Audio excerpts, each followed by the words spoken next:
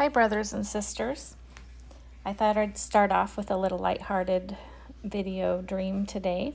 Sometimes I have dreams that the Lord wants to guide me in my personal life that I don't always share, but today I thought perhaps it might be fun and even useful for others as well. I had a dream that I was driving a truck down the highway of life. I was making good use of my time and my journey as I had put my laundry in the back, put laundry soap in the water, and the bubbles flew out from beneath the cover of the truck bed as I drove along. This reminds me how blessed we are to have washing machines that can do all the work for us while we're doing other things. What technology! Praise the Lord, and now you know what I'll be doing after I make this video. Yesterday, the Lord gave me a practical video about a practical dream about attending online church. Yes, our Lord cares about all of the details of our lives, and He even numbers each hair on our head. So when I wake up in the morning, I study the scriptures, and especially the scriptures related to my dreams, because it's usually something on my heart and often what's on God's heart and other people's hearts as well. And so I start journaling, and I know my time is limited and the little one is going to wake up.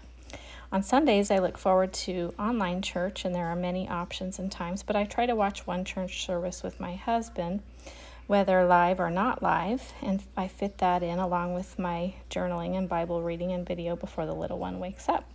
So in my dream on Saturday night, right before Sunday morning church, in my dream on one particular Sunday, people had gathered for church in person. Right next to them, the online community joined at the same time, presumably live. A lady came over to what also resembled an overflow area, which was representing the online community, and she said, "I'm so glad all of you college students could join us today. I was hoping you could do some research related to our church and write some reports about your findings." All of the students winced and looked down and groaned and stated that that's exactly why they attended online. They already had so much other studying and homework that they wanted to remove some of the pressure. So the Lord reminded me yesterday, as I was feeling pressured in my Bible study and writing time to hurry up for church, that that's precisely one point of online church, the flexibility it allows in one's schedule. If attending live works out, the church staff are encouraged by live chat interactions, but watching later is fine too, and comments can be added then as well. I know that sounds obvious to many, but the pressures of a sometimes moral perfectionist faces are many and need to be alleviated when possible. Thank you, Jesus. So, last night I had a dream that I was putting on like those patented white leather shoes with one strap a little girl might put on for church, but they were a bit too small for me. Actually, the shoes were a size 5, so I could fit in them, but my feet were a little cramped. I forced them on, though, because I really wanted to be a part of a team and play in the basketball game. I heard in my dream the word reem, R-H-E-E-M, which is a baby deer. I thought of the book Hind's Feet on High Places. A hind is a deer. Hind's Feet on High Places is an allegory dramatizing the journey each of us must take before we can live in high places. It illustrates the Christian journey from immature believer to mature believer. A young woman named Much Afraid journeys away from her fearing family and into the high places of the shepherd, guided by her 2 companions, sorrow and suffering. I then had a dream about Jesus dying on the cross, about to be wrapped in cloths and laid in a tomb.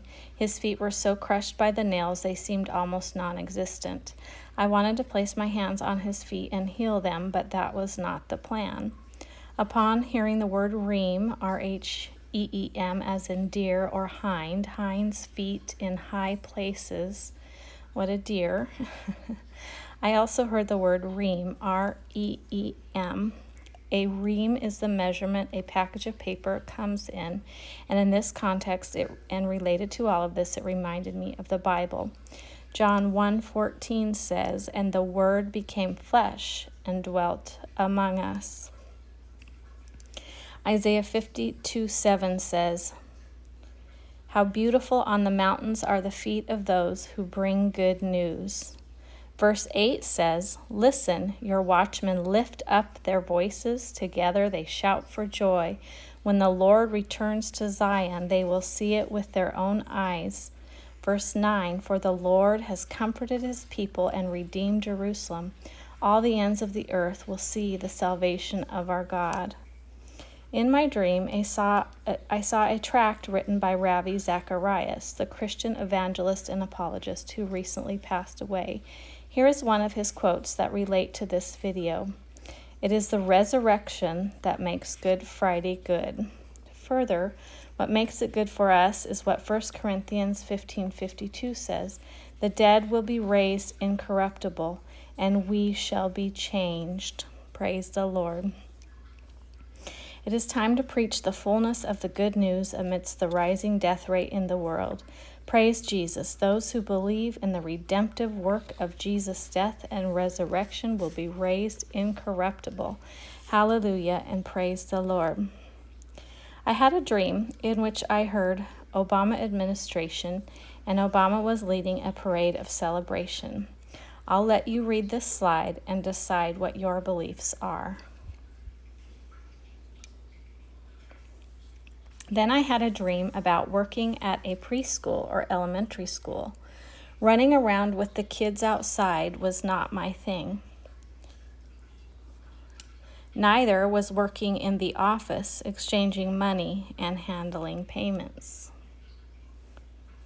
But when I walked into the classroom, it opened the door to a whole new big world that my heart felt at home in. The strings that came from up above tied the artistic stories all together. Some of the finger painting on the paper plates was made with chocolate pudding, perhaps like that paper plate on the bottom, which is good to the taste. This dream reminded me of Ezekiel 3:3-4, when God says to Ezekiel, eat this scroll. And when Ezekiel ate it, it tasted sweet. Ezekiel was told by God to share the messages God gave him and to be a watchman. Ezekiel 3:17-19 says, Son of man, I have made thee a watchman unto the house of Israel. Therefore hear the word at my mouth, and give them warning from me. When I say unto the wicked, thou shalt surely die, and thou givest him not warning, nor speakest to warn the wicked from his wicked way, to save his life, the same wicked man shall die in his iniquity, but his blood will I require at thine hand. Yet if thou warn the wicked, and he turn not from his wickedness, nor from his wicked way, he shall die in his iniquity, but thou hast delivered thy soul.